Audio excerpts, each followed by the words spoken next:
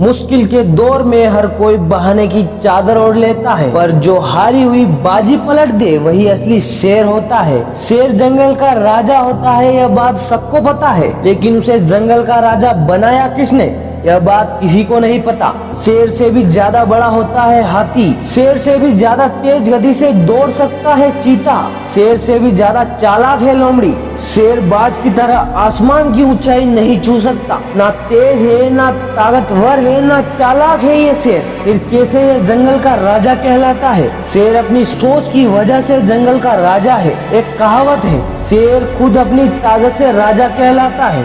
जंगल में कभी चुनाव नहीं होते, शेर खुद से 10 गुना बड़े और ताकतवर हाथी को मार गिराता है। हाथी की ताकत जानते हुए भी शेर की सोच उससे कहती है कि मैं हाथी को मार सकता हूँ, और दूसरी तरफ हाथी ताकत होने के बावजूद शेर को देखकर ये सोचता है कि मैं इसका मुकाबला नहीं कर पाऊंगा। जंगल में शेर से ज्यादा ताकतवर जानवर मौजूद है, लेकिन फिर भी शेर ही राजा कहलाता है। शेर अपने कॉन्फिडेंस और लड़ने के एटीट्यूड की वजह से जंगल पर राज करता है, और बाकी जानवर खुद को कमजोर और शेर को ताकतवर समझने की वजह से शेर से नहीं जीत पाते।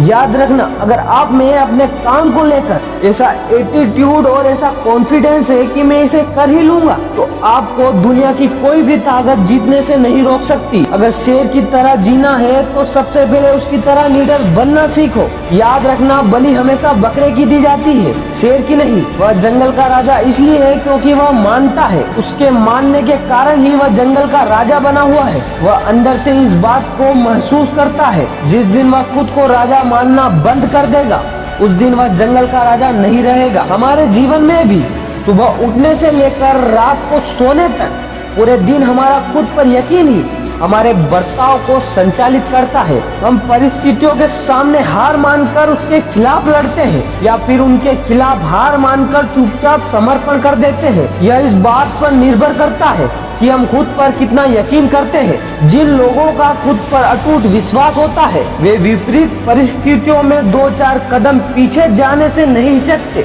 वे पीछे कदम हटाने में जरा भी नहीं घबराते, क्योंकि वे जानते हैं कि वह परिस्थितियों के सामने अनुकूल होते ही वह बहुत तेजी से आगे बढ़ेंगे। दोस्तों, शेर शिकार का कर्म करता है और उसे फल में मिलता है भोजन, लेकिन वह केवल फल के लालच में कर्म नहीं करता, उसे कर्म करने में मजा आता है। शेर को शिकार करने में मजा आता है, तभी तो वह किसी और के द्वारा मारा गया जानवर नहीं खाता। यही बात आप पर भी लागू होती है। अगर आपको कर्म करने में मजा आने लगा तो आपको फल अपने आप ही मिल जाएगा। अधिकतर लोग केवल फल के लालच में उसके पीछे भागते रहते हैं, सफलता के पीछे, पैसों के पीछे, प्रसिद्धि के पीछे भागते रहते हैं, लेकिन असली सफलता उनको मिलती है जिन्हें सफलता प्राप्त करने के लिए किए जाने वाले जरूरी काम करने में मजा आने लगता है। झुंड में शिकार तो कुत्ते करते हैं, शेर तो केवल अकेला ही काफी होता है। इससे हमें यह सीखने को मिलता है कि अकेले जीना और अकेले चलना सीख लो। जो भीड़ में चलते हैं वह भीड़ में ही खोकर रह जाते हैं। तो शेर के जीवन से हमको 3 बातें सीखने को मिलती है। पहला तो अपने आप को एक विनर समझो, हमेशा खुद के ऊपर पूरा विश्वास रखो।